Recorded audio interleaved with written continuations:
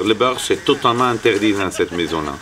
Nous sommes producteurs d'huile d'olive. L'huile d'olive, c'est les meilleures choses au monde.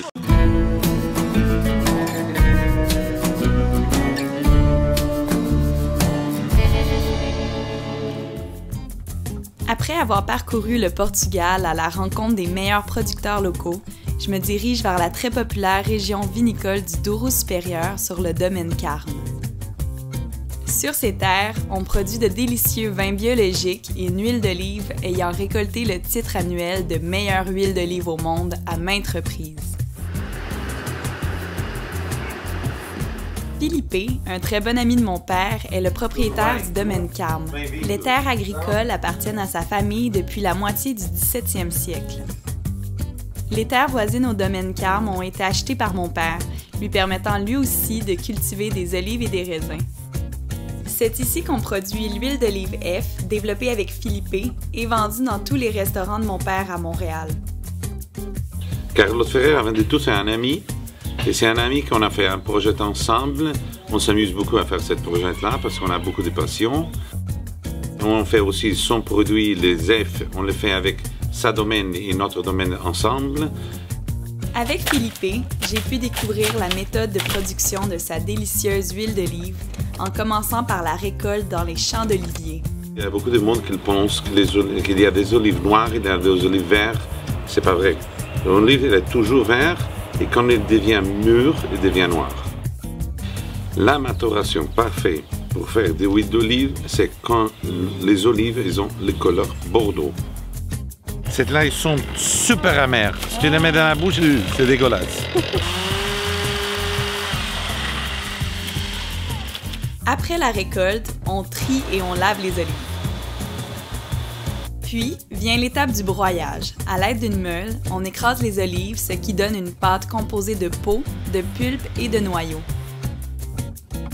Ensuite vient l'homogénéisation de la pâte avant de pouvoir extraire l'huile.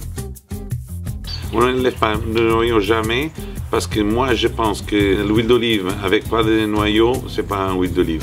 Tous les huiles d'olive que j'ai dégustées avec pas de noyaux, j'ai pas aimé. Ils sont flats, ils sont moches pour mon goût. L'histoire de l'huile d'olive à Carme, c'est il y a mon père, que mon père il a vu toujours la passion de ce domaine et de ce terrain-là. Et on a dans la famille le terrain, il fait 450 000 faire la production directe d'huile d'olive et de vin. J'ai étudié en Italie aussi et nous sommes été habitués à l'huile d'olive correcte. Au Portugal, l'huile d'olive, c'était pas bon du tout. Alors mon père il a dit, il faut faire quelque chose. C'est en 1998 que Philippe et son père décident de se lancer dans la production d'huile d'olive alors qu'ils n'y connaissaient rien. Ils appellent des amis en Italie qui les conseillent à distance sur les techniques de production d'une huile d'olive de qualité. Et pour la première fois, ils reproduisent cette technique avec leurs oliviers. Le problème, c'est que cette huile d'olive, la première année, elle a gagné le concours plus important au monde. La conclusion, c'est qu'on a des olives magnifiques, on a un terroir magnifique. Et l'huile d'olive, il faut qu'elle est magnifique. Et le Portugal, maintenant, il y a beaucoup d'huile d'olive très bon. Mais nous sommes été les premiers. Qu'est-ce qui fait que l'huile d'olive est bonne? C'est toujours la demande de $1000. Que c'est les balances. Le fruit, les piquants et la mer. Tout le reste, c'est un défaut. On déguste toujours de l'huile d'olive dans des verres bleus. Et de cette manière, le couleur ne va jamais influencer ta tête. Tu vas mettre un petit peu dans la bouche et tu vas vaporiser l'huile d'olive dans la bouche.